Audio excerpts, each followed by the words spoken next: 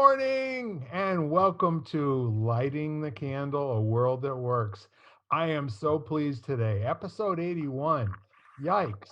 And guess what? We have the four original legs of the table here. And the table is so in balance today. It's absolutely perfect. So I want to just reacquaint you with our mission in life.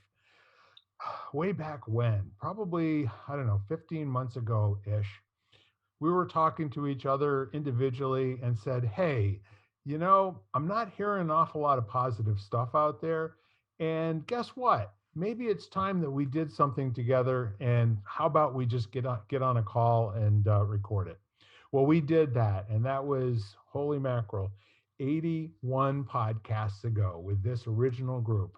So I'm going to take a moment and introduce myself. I'm Bill Correll, and to my immediate right in your listening is Lisa, and to her immediate right is Ken, and to her immediate right is iPhone, otherwise known as Shelly. So we're going to pass it around here, and I'm so full of probably full of a lot of things, but at the moment I'm full of possibility. And that said, I'd like that to be our topic today. Let's see if we can kind of define and make sense out of what possibility means for us, and invite the listeners, you at home, to really participate in this actively. Cheer us on, tell us what you want to hear. We'll get it, okay? So I'm going to pass it over to you, Lisa, and thank you for being on today. It's really good to see you. Well, thank you. But what is the question? It's let's discuss possibility. And I like doing it as a question. What is possibility? Possibility. The seen and unseen opportunities in every moment. I'll go with that. A good start. Thanks for kicking us off. And then Ken, to our listeners' immediate right on this call. I think possibility is a reminder to look over the horizon. My mentor teaches this martial arts thing called an unbendable arm, and basically it's when you look past the end of your hand and you kind of imagine and you visualize things going outwards and forwards into what becomes possible, and then that strengthens the whole system. So, and a lot of times that's always been helpful, especially when you feel like your problems are bigger than you are, and then you go into the perspective, the expanded perspective, and all of a sudden the problem hasn't changed, but your perspective has become greater than the problem. So excellent. And Shelly? Wow. So I got to follow you two. Those are really great. It's an extension of what you know to be possible, like what you've already done. And in the world in which I am in every day, people come to me to achieve possibility. Like, is it possible for me to do this? And if so, how do I do that? It is an extension, and it's also a thought. It starts with the mindset of becoming or wanting to reach beyond what you know. And some people are not comfortable with that, but the possibility of, wow, what's the possibility of me becoming an astronaut? Like, what is that, and what does it take? And then there's everything in between, but that extension, and I think stepping outside of what it is that we know in our minds is what possibility is and can be. Awesome. So we're kind of painting the picture from the listener's point of view. Listener, if you are looking out into the future, there are some things that you can imagine, and there's some things that you can't imagine. And the really great thing with this whole idea of possibility is it exists in a conversation. You get an idea in your head, it's one of the 80,000 thoughts that you're going to have today. It's like a guppy in a shark tank in terms of whether or not it's going to exist a nanosecond from now. However, when you get into an exploration of what's possible with another human being in a conversation or a group of human beings, there's this opportunity to expand on perhaps what you know is possible or what you think is possible by presencing something else that's possible for somebody else. And now that's possible for you because it's in the conversation. So there's kind of this, as I think Ken was saying, and I guess everybody was pretty much pointing to the same thing. Possibility sometimes is limited by the amount of open space that there is in terms of your view of, what's out there, what's coming. Like, for instance, if you take a blank sheet of paper and you hold that up and you say, what's possible? Well, you have that whole sheet of paper with nothing on it to create on. I mean, that can be anything, from as Charles Schultz said it in one of his dailies, where Linus and Lucy and Charlie are all looking up at the sky, and Charlie Brown looks at a cloud and he says, "I see duckies, and I see a chicken over there, and I see a rabbit." And then Lucy says, "I see a dollar bill, I see a nickel." And then Linus says, I can see over there in that cloud, that is the Pietà. That is the Virgin Mary holding the dead body of Jesus Christ. And over there, I see creation on the top of the Sistine Chapel with God and Adam touching fingers. And it's like, again, it's all about, it doesn't matter what you're looking at, it matters what you see. Okay. So this whole notion of possibility is a lifelong endeavor if you want it to be. The question of what's possible is always that place that you return to after having lived your life and come up with experience. So looking out right now at what's possible, Deepak Chopra has a very great conversation having to do with the possibility being as expansive as the thinker or the generator of the possibility.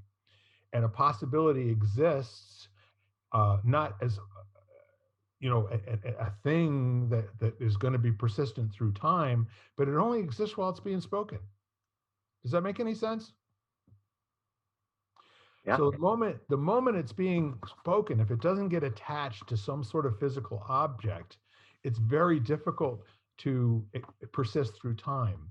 There's a very neat exercise to be done in a group of people, and that is to say a sentence that lasts at least 8 or 9 seconds long, and then ask them to write down what they just heard, and then one by one have them stand up and recite what they wrote down. And it's kind of interesting how the hearing of what got said, and it's kind of cool if you start off having written it down and just read it so that you can prove what you said, because sometimes they sometimes don't believe that you're saying the true thing. They heard something different, and by golly, that's what they heard. So how do you capture a possibility in time? Like, for instance, Shelly, when people come to see you and they ask you what's possible with regard to this thing that I can do, how do you help them, kind of guide them and put them into a place where what they want to do as possible, they'll remember that the next time that they meet with you? So we look at, obviously from a business perspective, has it been done before?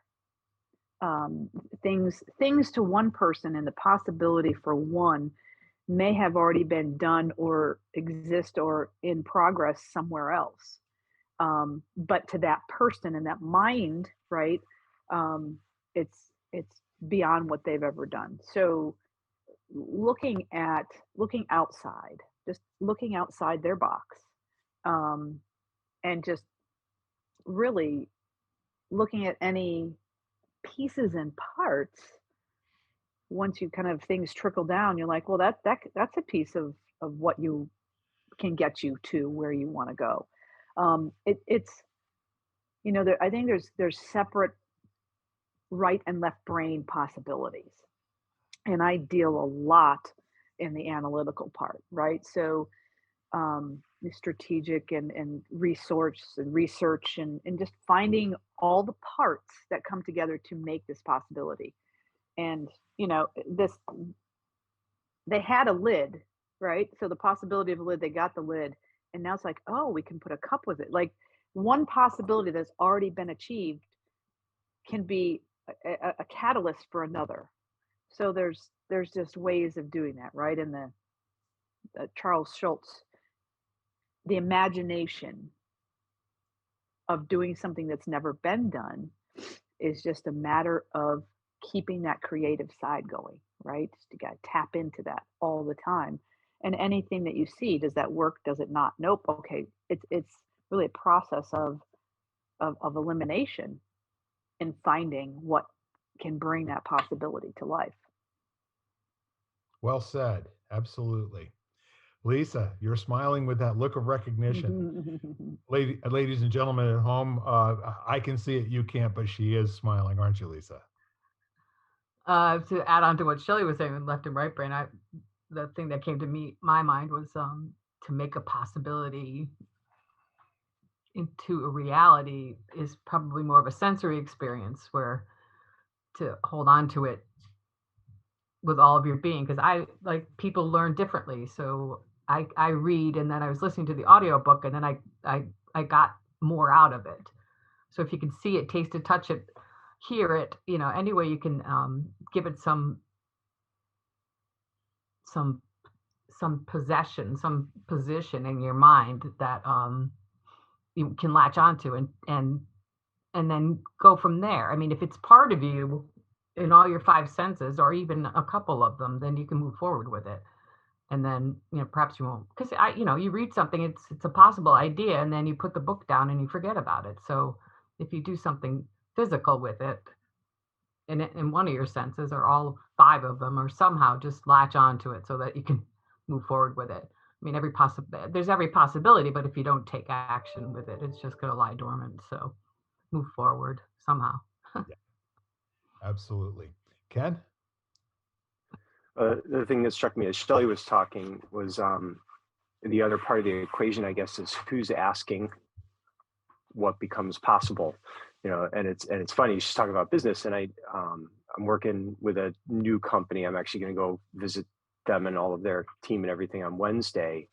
And as I was talking to the CEO, we were kind of doing a possibility question process, but it was what becomes possible for me, for the CEO. What does he want? What becomes possible for my company? What becomes possible for my team?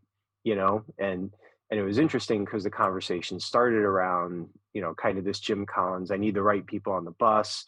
I have personnel issues. I need to hire more people. I don't know where to find it, all that kind of stuff. But then when we shifted the conversation out to like thinking in terms of what Lisa was saying, more of like this sensory thing. What is it going to feel like? What are the anchors that give me the feeling that I've got a direction I can move in and I can get traction in that direction? And then when you think, what's the perspective you're going from? Is this, what's possible for my child is a very different conversation than what's possible for me. Ask any mom that. Those are two very different things, and they can interweave, but the perspective shifts, because you're looking at a different horizon, I guess. So I think that's kind of a cool thought experiment, is to add that, who's the person asking? Is it the person asking for myself? Is it the person asking for someone else? Is this a global thing that I'm asking? Yeah. So the neat part of it is are you asking somebody who's a master at accomplishing task work, or are you asking a master of accomplishing new things? So, for example, we have that piece of paper and it's blank. You can put anything you want to on it at all. And last century, the one I was born in, it was, in my opinion, the second age of reason. We had all of these unbelievably intelligent people that were busting, the world wide open on every single front, in medicine, in architecture, uh, space travel, air travel, the whole 9 yards. There was so much language that was created during that 100-year period that didn't exist in the millennia before, that there was more in the body of knowledge at the end of 2000 than all the rest of time put together. So the neat part of it is you get to pluck out the things that you think are very cool. Like, for instance, Frank Lloyd Wright. I was always completely inspired by this man's ability to wow people with his design concepts. And at some point in the 1930s or 40s, whatever the centennial of the state of Illinois was, he went before the governing body in that state, and he presented an idea to build this building called the Illinois. And it actually was 1 mile high. And it looked in the shape of a triangle. If you look at the Burj Khalifa and you squint a little bit, they're along the same lines. And I don't think the Burj Khalifa is 5,200 feet high. It's very, very high, but not quite a mile. So he goes in and he tells people, he shows them the picture, and all the rest of the skyline is, looks like grass growing at the bottom of the picture. And they all look at him like he's lost his marbles and is crazy.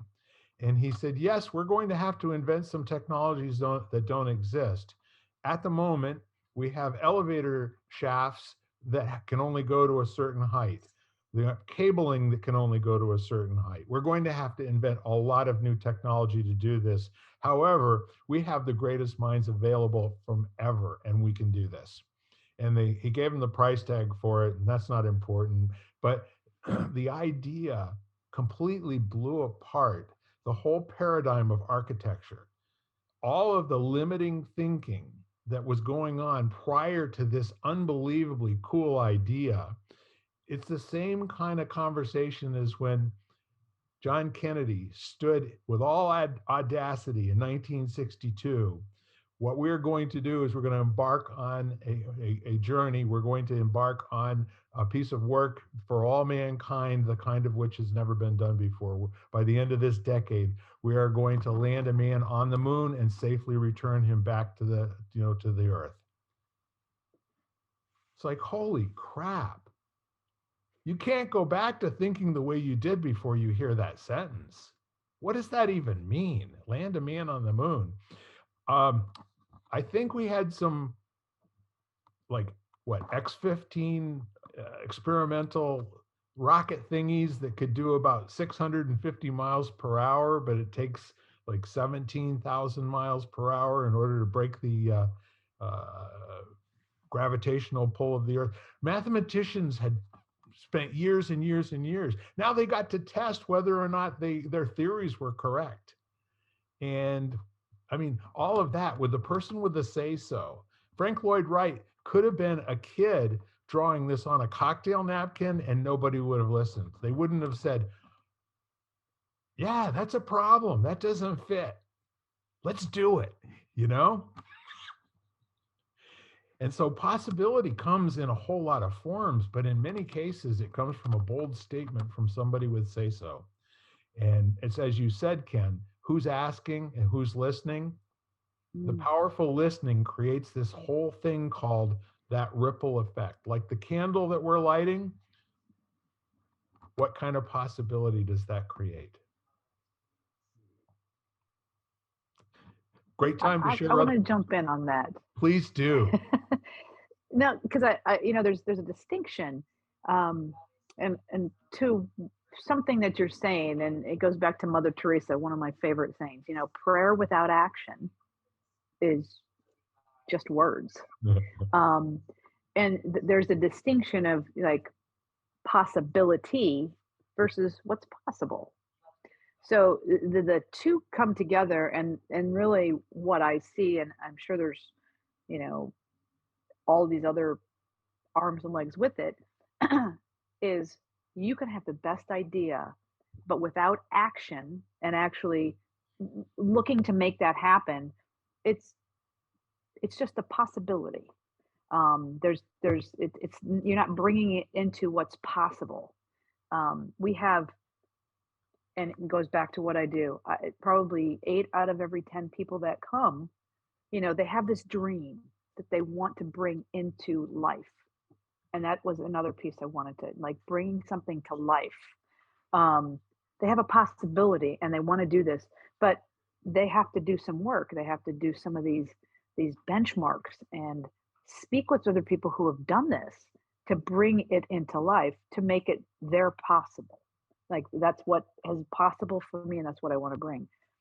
But there's that fine line of what Lisa said, you know, without action, the right and left, you've got to bring it to life in order for it to actually become that possibility that you have created. Otherwise, it is just a thought and an idea. And there's nothing wrong with that either. But if it's giving it life, giving it tangibility is really in my opinion, a crossover between it just being a possibility and an idea thrown out there, napkin, and then bringing it to life, which is what you have made possible. There's that. Appreciate And it. interesting. Yeah. Well, I just wanted to add to that, because the other thing that, and I see this a lot in business, but I think sports is almost a better analogy. It's how much intention, preparation was put in advance, so that when the opportunity arises, you can realize that possibility. So I think about Malcolm Gladwell in that book Outliers that he did, and all these, and Jim Collins talks about return on luck, so whether it's Bill Gates or whoever, they didn't just, the timing was right, but they'd spent hours and hours, invested hours and hours in practicing. So I think about sports, it's like the guy comes off the bench and has an amazing game, where he's been waiting for his opportunity and someone gets hurt and then they come in. If they haven't practiced well, it doesn't matter the possibilities that are there if they're not properly prepared. And you don't get to decide after the fact, oh, I'll go get prepared now that I see the opportunity in front of me. You're doing all of this work blind, never knowing how it's going to manifest, if it will manifest, or what that will look like. So our life is about the practice, and finding, to me, the journey is the home. The joy is in the practice and the preparation, and then trusting that how those possibilities come into focus will be appropriate to the amount of preparation you've put in, not knowing whether or not you're going to need it. So, and I think, just one more quick analogy for it. In martial arts, it's kind of the difference between someone who has trained in the martial arts for a variety of reasons for years, and then they need to defend themselves. The odds are better that they're going to successfully do that, as opposed to someone who's mugged or attacked, and then after the fact begins training to keep it from happening again. The skill wasn't able to help them. Now they're just in reaction to an event that occurred that made them realize that they need to prepare in case it happens again. It's just kind of an interesting perspective shift. Well, you kind of summarized in a couple of sentences what it is to be a human being. I mean, aren't our strategies always to have a bad thing happen and then make a decision it'll never ever happen again, and then do something reacting to that, which now closes down our possibilities for anything else, because that's now all consuming and filling up the landscape. I like the whole idea of the performance part of both of your analogies, Ken. And for example, most of the paradigm shifts that we saw in athletics in the last 100 years had to do with how long does it take for somebody to say, like their affirmation is, I will become the best ball player in the world. Well, there's actually a track to run on. There's a process for kids to go through and grow up and have a possibility of having that happen.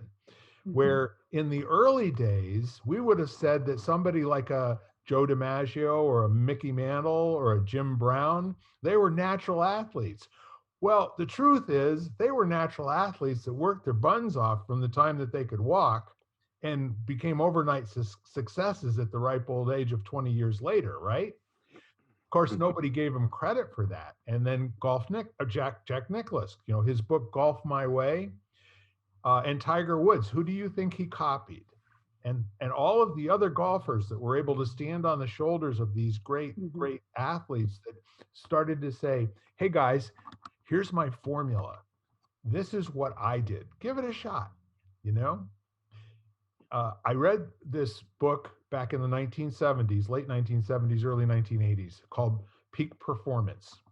I actually liked the book so much, and at that point in 1982, 83, I was driving back and forth an hour each way to my job, and I was listening to it on cassette tape. And the Russian they probably were doping, and their whole way of training people was to lie to the folks that they were training. Like, for instance, the world bench press weightlifter champions, whatever, they would lie to him and tell him there was a different weight on the bar than there actually was. They would tell him a weight that he believed he could actually bench press, and I'll be darned if he didn't. And then afterwards, they'd take blinders off and they'd show him what he had accomplished without because he believed it was something that he could do, and so therefore it did happen, right? And once it happened the first time, he never lifted less than that again. It's kind of just a very interesting way to look at peak performance. If people believe a thing strongly enough, you almost can't stop them. I've carried that message with me, through the years, and sometimes I remember it and sometimes I don't. And the times that I don't are a lot more painful than the times that I do. What's interesting to me mindset, about... yeah. Go ahead, Lisa.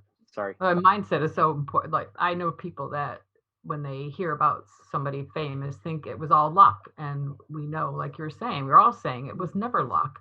No. Maybe, like Ken was saying, timing was good, but most of the time it's the effort they put into it. So your mindset of believing in the possibilities too, and then your actions that you put to it to get to those possibilities, and then nobody's lucky. And then what you were saying, Bill, was, I mean, everybody's lucky, but what you were saying with like I think audacity is a kind of a cool word that came to me. Like, you have to believe in your own audacity, and maybe have somebody that will come along with you. And the sample that came to my mind was Walt Disney. Nobody believed he could do what he was going to do. And, once he did it in California, and then they really thought he was off his rocker when he wanted to bring it to Florida in the swamplands, so. But yeah, I think, said mindset, audacity, and then maybe one other person to believe in you with you, or at least come on the journey with you. So, if you want to go, what's that saying? If you want to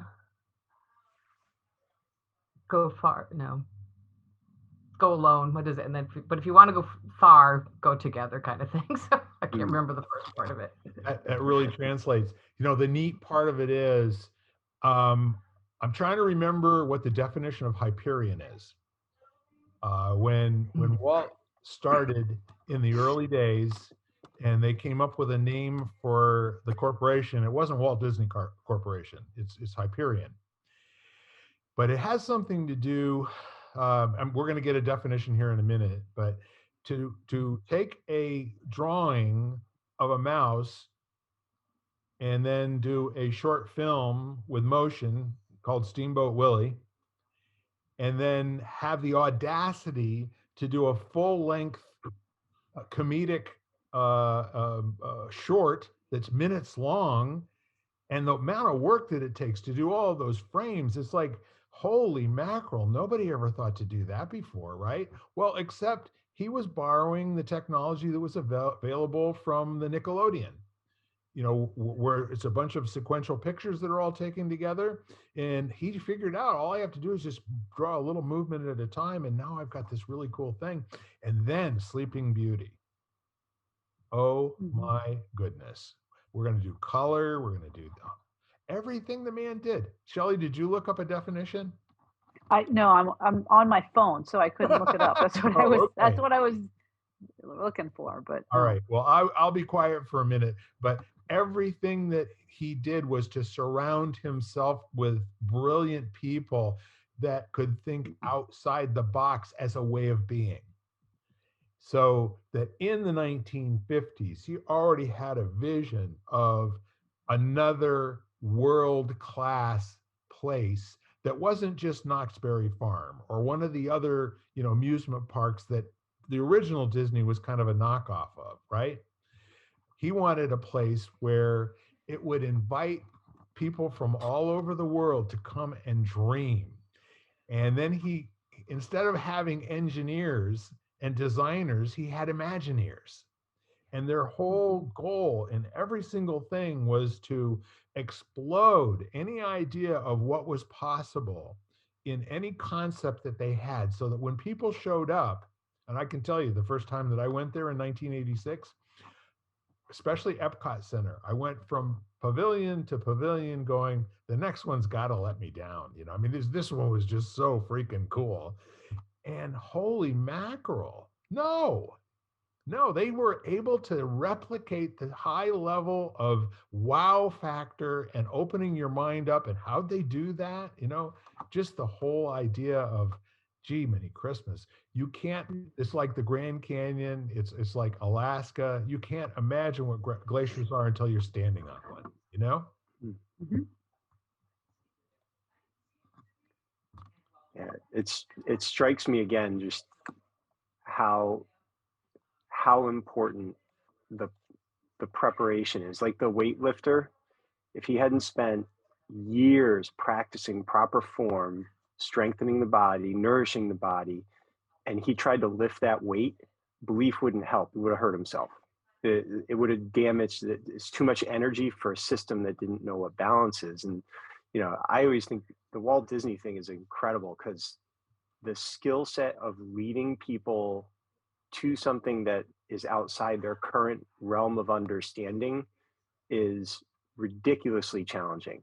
A CEO who's a visionary for a company has to have so much communication skill and leadership skill and the ability to, assess risk and figure out how to balance all of these things. Otherwise, it's a great idea that no one knows how to act on. They have to build very, very structured banks to the river.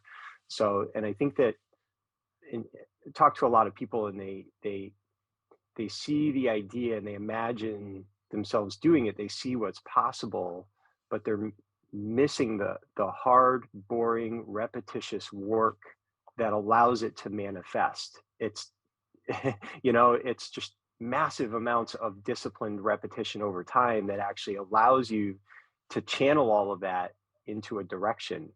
And it's funny, I was talking to a surgeon yesterday, and he was saying that one of the best predictors of how well you recover from a surgery is exercise. If you've exercised regularly, he says it is literally a wonder drug. Your recovery time, no matter your age, just if you exercise regularly, they can put it through a formula, basically. Well, he puts it through a formula, and he can determine how long your recovery will be from that surgery. And you can't do that last minute. This is someone who unexpectedly has a surgery, and they've unknowingly been preparing for years if they've made exercise part of their their daily habits or whatever. So it just fascinates me how important that element is, and finding a way to make that practice and preparation joyful so that you enjoy doing it every day. It's fun, and sometimes, yeah, it feels like work, but you find the joy in it because you're going to spend most of your life preparing for things that may or may not ever become possible. Yeah. Yeah. Mhm. See, that is right there is of all of the biographies and autobiographies that I've read for sports people. You know, do you remember in 1950s, you know, when they talked about For the Love of the Game? Mhm. Yeah. Yeah. The best athletes, in my opinion, and are the ones who reported they would much rather practice. They would much Yeah. rather Yep. do the same thing over and over and over again until the repetition was, you know, inside of them, and then they could figure out a different way to accomplish the same goal using a different technique. And I think, you know, I don't know if he still feels this way, but I remember watching a special on Tiger Woods maybe 10 years ago. And he said, you know, I do have to interrupt my practice every once in a while to go make a living. He said, but other than that, he said, I exist to play golf. You know, I exist to solve problems on the golf course. That's really what I'm all about. Hmm. So I got a report for you on Hyperion if anybody's interested. Yes. Absolutely. So it turns out that Hyperion is a Greek Titan, you know, the Clash of the Titans sort of thing, which makes him one of the oldest of the 12 Titans, and therefore he was one of the children of Gaia, and it was Earth and Uranus, sky. I don't know how the Greeks pronounce that, but there's many different ways. And so he was the father of Helios, the sun, Selene, the moon, and Eos, dawn.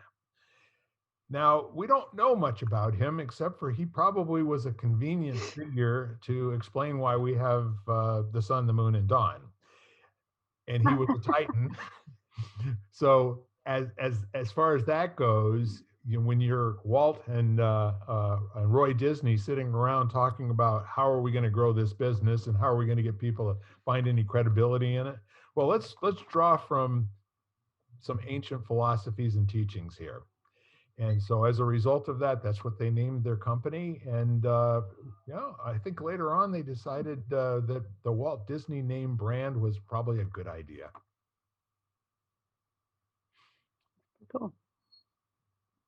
The Greeks have given so many of us possibility. I mean, you want to find out what it feels like, you know, what do we call people who are leaders in their industries or in, you know, in their field of endeavor? You know, he's as a doctor, he's a Titan. You know, as a great speaker, he's a Titan. Mythological in size and scope. Almost always an overnight success that is practiced for 30 years. Yep. Exactly. Musicians, Yeah. you know, Yeah. you know, playing in bars, you know, for 20 years, and then they get an opportunity or someone hears them, and you know, that speaks right to the they have been preparing for what is possible. They know it's possible, Yeah. and the tenacious dedication and just love and passion that go with that, right? There's got to be something that drives that, the underlying drive to keep someone practicing. You know, as Tiger Woods and even martial arts, there's an underlying current that drives you to do those things, and you may eventually get to what is possible, like the end goal in mind for yourself. Um, and that was another piece with a possibility when you thought that's the end result, right? We always start with the end result in mind, and we move backwards. What is it going to take for me to get there? And you this timeline, and then the actions come into play, right? And musicians, you know, they know I've got to learn, I've got to know how to sing, I've got to perform. Now I've got to find a place to perform, and then you know, they could be stuck in phase 2, and their end result is phase 10, but they're preparing for whatever's next, and they could go from 2 to 10 overnight depending on how well they have prepared or who they're hanging around. You know, hang out with the right people can be uh, kind of launch you into your poverty. So it's almost this matrix, right? And it's different for every possibility. Wow. Expanding, contracting, changing shape. Yeah. And that's the nature of conversation though, isn't it? I mean, look at us. There's some linear thought, and then there's some stuff bouncing off the walls, and there's me zigzagging all over the universe. And so that's not easy for some people to follow. Sorry, listeners at home, but that's how I roll. Uh, No, because it takes both the left and the right. Yeah. So if you're Mhm. just a right brain person, you absolutely need to bring in those left brain people to help you contract and expand on that side. So that's, knowing that for yourself is kind of, or having someone kind of bring that about, that helps. I didn't mean to interrupt you, but it really is that ebb and flow. I consider that an enhancement, not an interruption. Thank you very much. I will tell you that one of the winning formulas that I adopted before I started my company, I mean, the thing that gave me the audacity to constantly seek promotion and growth in my job, was a man that I hung out with while I was going to the University of Colorado. He was in effect an adopted uncle, and he was a very, very important part of my configuration in the early days. And I asked him, I said, how'd you get where you are? Because he came out of the air. I came out of the Army after World War II, and went to work as a CPA in a company that was supplying piping all over the Southwest. And he ended up buying that company like 6 or 7 years after he went to work there. And he grew the company into this, monolith, that was known all over. I won't use the name, but he told me, he said, I started out by trying to figure out who did what and how I could be more articulate and more accomplished in what they were doing, to be a resource for them, to be able to stand in and do their job so they'd have confidence in me. And he said, before I did that, I would go and I would take my biggest skeptic, somebody who said, you can't possibly do that, to lunch. And then I would take copious notes.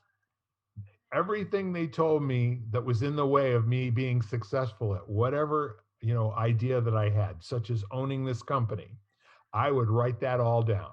I would read that over and over again, because they gave me the blueprint of what I'd have to become good at and where I'd have to spend my critical actions, the actions you were talking about, Shelly, on a daily basis. What do I have to do to be in a position where I have enough money to go to the owner and say, I legitimately want to buy your company, and this is how I want to put the deal together. And it took him 6 years to pull that off, but he did. So I loved listening to that story, and I wrote that down, and I practiced that 100 times as I've gone through, through life. And Ken, you and I have gotten together and we've picked apart, great ideas that we have and what's wrong with this, and tell me where the shortcomings are. And it's, I think, a really good way of, once a possibility is there, if you really, if you're committed to it, it just keeps coming back to you, doesn't it, Shelly? Yes, it's here's an analogy. It's kind of, we women might find this more relatable.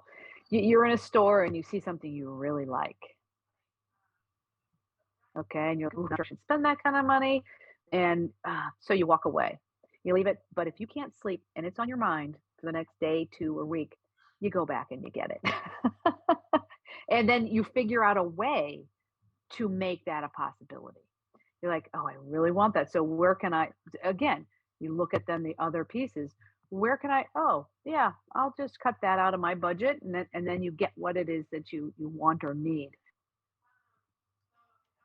So it is, it's just one of those things that you just doesn't allow you to sleep until you find that next step. And you're like, and then something else wakes you up. So, whether it's something that you want or inside of the possibility, the next step to get to. Many, many nights of lost sleep. Absolutely. Yeah. So that Yeah. whole that whole, Ken, you want to say something? Oh no, it's just I was thinking, I was reflecting on, the destination or the result or whatever it is, and I was thinking about going to Disney World, and you want to go to Space Mountain, and you're looking at the map of this huge place. There's another piece of information you need, and that's to find that little arrow pointing that says you are here. Where are you starting from, and are you clear on that? Because otherwise, a map is really hard as a navigational tool. You need 2 points. So so you see that thing that you really want to buy, and it's really nagging at you. Where are you right now? Are you gonna have to borrow to get it? Is what, being able to clearly assess and be self-aware of where we're starting from. And I mean, that's absolutely true in business. You've got to be kind of brutally honest with yourself, and that's brutal in both ways, not being too optimistic but also not being too pessimistic. You've got to get as clear as you can, knowing that it's not going to be, there is no arrow saying you are here because life is too subjective. It's just not that quantifiable. But as best we can, we should try to figure out where we're starting from before we draw the line from where we are to the destination. So even though we're working backwards, I wonder how often we forget what we're working backwards towards. We have this unquestioned assumption that we know where we're starting from, and that may not be true. It may be good to do a little digging on that. Yeah. Before you get going, And the path along Shelly, the you're way, on mute. you're thinking too. The path along the way, to look back, to see where you've come to make sure that you honor and reflect on and study and Yeah. pick up on what worked, what didn't work, but also to celebrate what you have accomplished. I think is important to look backwards too. But you earned your scars too. Those scars serve you. I mean, those are hard fought, that wins and losses that all inform you. You're so right, Lisa, on what, not only, yes, you're gonna, figure out where you are and where you're gonna go, but what are you gonna spend most of your time doing getting there? So your ability to course correct, navigate, and have a little fun along the way, that's really what most of your life is gonna be about. So yeah, so you're so right. Looking back and understanding the value that's been created from everything that's led you to the point you're at now is huge. Yeah. So I used to use a technique of visualization, which I shamelessly stole from Jack Nicklaus and from other people who more or less, if I heard this from somebody else, I can't attribute it correctly. But for instance, when I bought the building over on Club Road, all those years ago, back in 1993. I stood out at the end of the driveway. It was snow covered, and I would have to trudge through the driveway to go look at the space. But I stood at the end of the driveway to make my decision. I didn't I didn't look at anything. I closed my eyes and I visualized the people in there, the things they were saying to each other, how they interacted with each other, what kinds of people they would be, the benefit and the open camaraderie. I could see that. I could actually visualize that. So then the next step is to go. This is before I made an offer on the property. I just knew it was for sale. And when I called the realtor, it was Peter Rich at the time, and he has no problem with me saying that. I called him and I said, I got a problem. I got to own this building. And he said, okay. He says, how are you going to pay for it? And I said, I don't have any money. And he said, well, okay. He said, well, do you have any ideas? I said, yeah, I'd like to meet with the owners, and I'd like to make them an offer. And then I would like for them to hold paper. Okay. And I would also like for them to give me $5,000 in cash to do renovations to the property. He said, well, he says, this is getting complicated, but I don't mind getting the meeting together. So he called the owners And I had known Peter for quite a while through volunteer work and stuff. And we get together, and the owners, beautiful people, um, they said, to my surprise, okay, we're willing to do that. But what we'd like to do is we'd like to add the $5,000 in cash to the sale price, and then have you pay that back, as you're making your payments every month. And I said, fantastic deal. And that's how I got into the building over on Club Road. And I'm going to tell you, it gives me a lot of pride to say so. In that building, I've looked at the reports during the 25 years that we were there. We sold almost $9 million worth of stuff to a lot of amazing people. And sometimes they were college students, and sometimes they were college professors, and sometimes they were not-for-profits. Board of Education Services for the Blind. We helped so many people, through that. And I got to tell you that although the vision that I had was a large enough one to really inspire me and do the gut check and suck it up and go make the offer and say, yeah, I'll pay you back. The neat part of it is the actual things that happened blew my mind in terms of what really happened and what I thought would happen. So, same thing happened when I bought the lake house. The fortunate part is I was in the right place at the right time. The preparation that I had was, doing deals, for large corporations. The daily practices of talking to people about how do you do what you do. Where do I get the ideas to make offers on properties? Talking to other people that have done so. And then the next thing I know, life is good. And then it's not good. And then it's good. And then it's not good. But it's all the opening and closing of possibility. And I've always found that what's possible makes a huge difference who you're in conversation with. Those folks you hang out with and you spend time with on a daily basis, they give you your life. They're your community. They are the edges of who you are, in my opinion.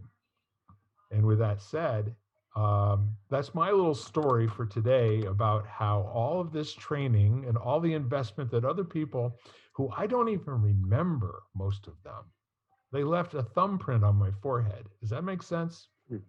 Yeah. Yep. I want to honor them right now. And I also want to invite our listeners to think of who you're getting your thumbprints on your forehead from.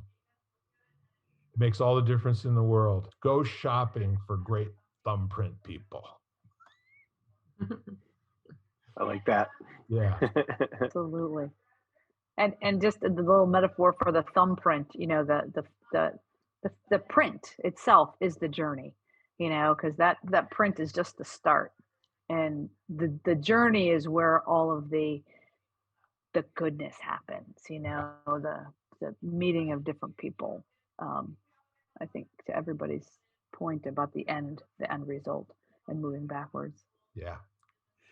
The fun part of all of it is, and any of you who have taken something on, starting a new business, making a decision to pursue a particular degree in college, and especially if it's in an area that you don't have prior experience in, medicine, mathematics, those sorts of things which are by rote, over and over and over, technologies that you have to memorize, you have to learn procedures and all that sort of thing. When you make your mind up that you're going to go and be an actuary in 7th or 8th grade, the world says, "Oh no, you don't." Good luck with that. Let me see what nails I can throw in the pathway in front of you. And by the way, you have no shoes on. Okay. Good luck with that. And I don't think it's going to happen for you, but it's certainly not going to happen unless you really, really, really keep going.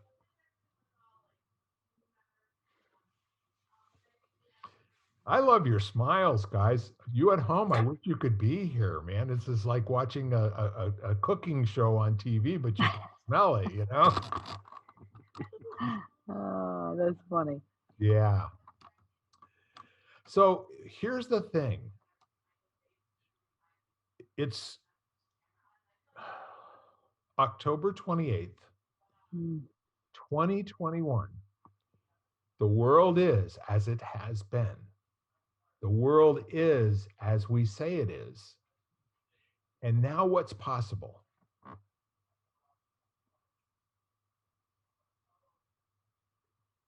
A world that works for all, You think? like we said.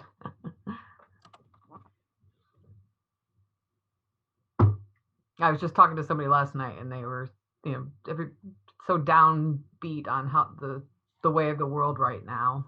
And as we've discussed before, I think I told her that the middle is getting bigger, and as we've discussed before, the extremes are being heard from, but the middle is getting bigger in my mind. So my hope and possibilities lie there.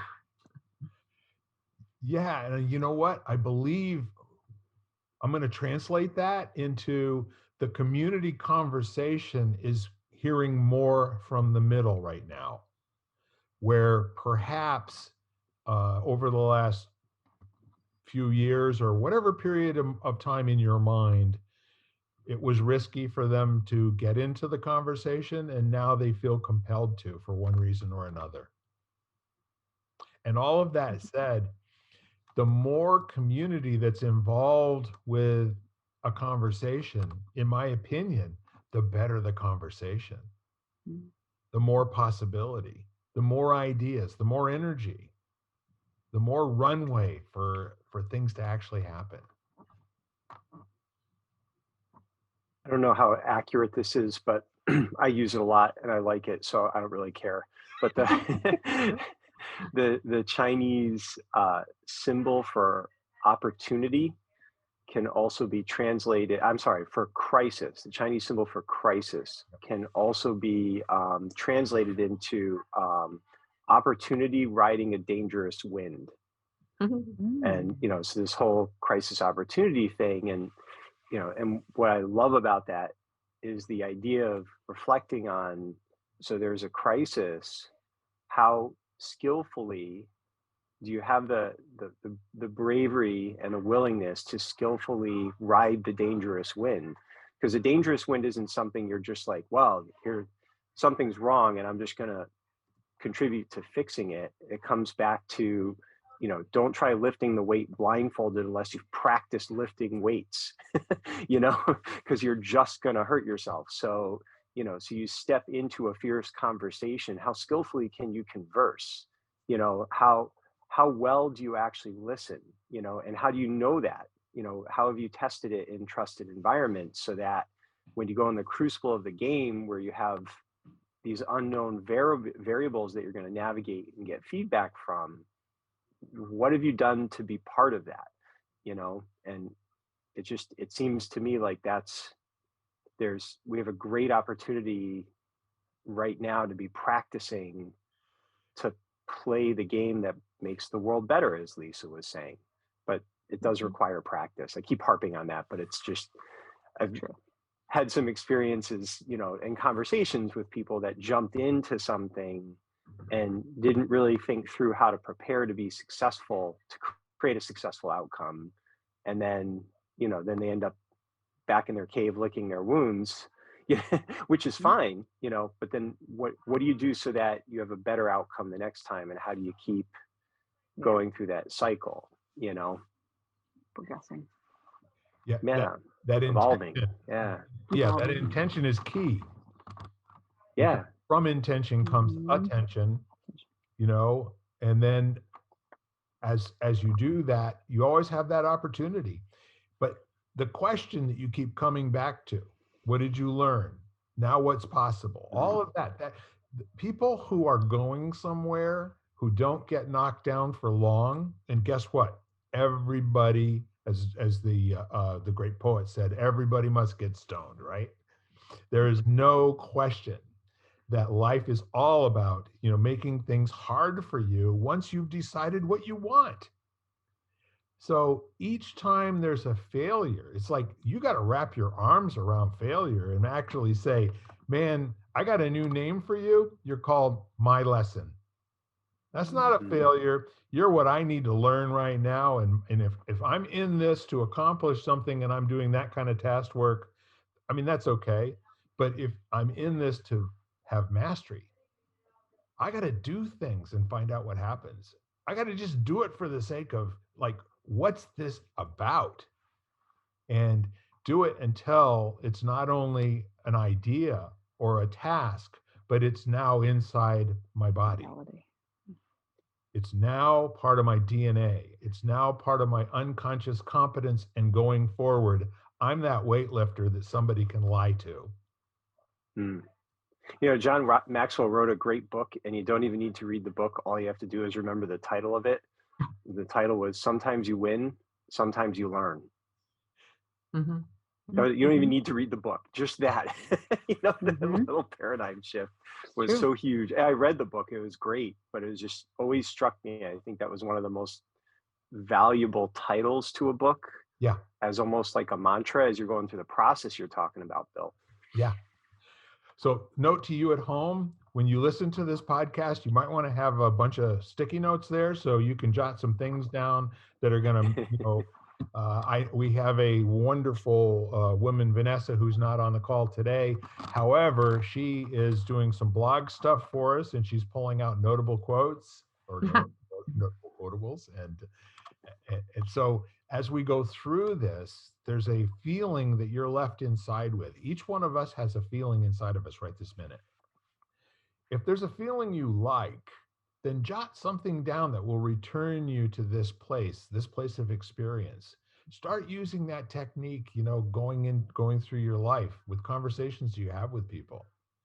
And always return to the places that bring you pleasure, joy, happiness, energy, and empowerment.